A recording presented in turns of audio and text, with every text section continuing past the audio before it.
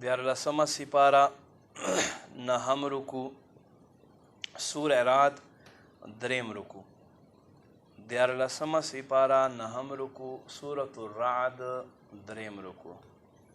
بسم الله الرحمن الرحیم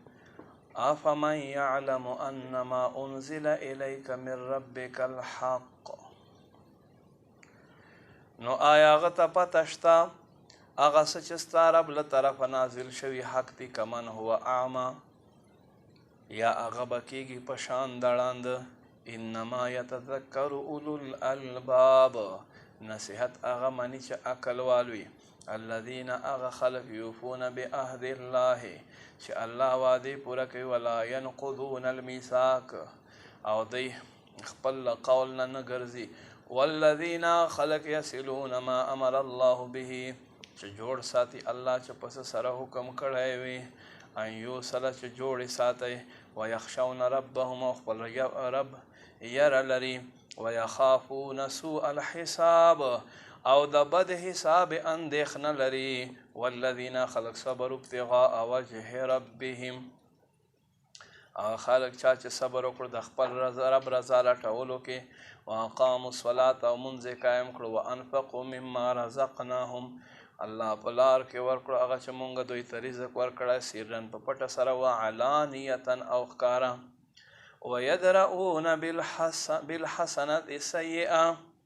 او لرې کوي ښېګړې په ذریعې سره بدګړه اولئک لهم عقبى الدار دا هغه خلک دي چې وروستونی کور دوی دپاره دی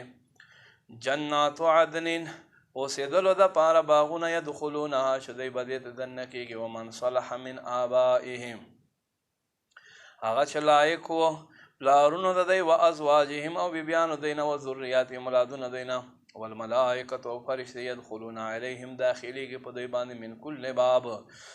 هر طرف نه سلام علیکم سلامتی دی په تاسو باندې بما صبرتم په سبب د دې چې تاسو صبر وکړو په نعمه عقبى الدار پس څومره ښه دی رستونی کور والذین خلق ینقضون عهد الله من بعد میثاقه چې ماتوي الله وعدې وروسته د پخولو ویقطعون ما امر الله به ان یوصل او ماتوي هغه څه چې الله د دې جوړ ساتلو ته حکم کړی ویفسدون فی الارض په ځمکه کې فساد کوي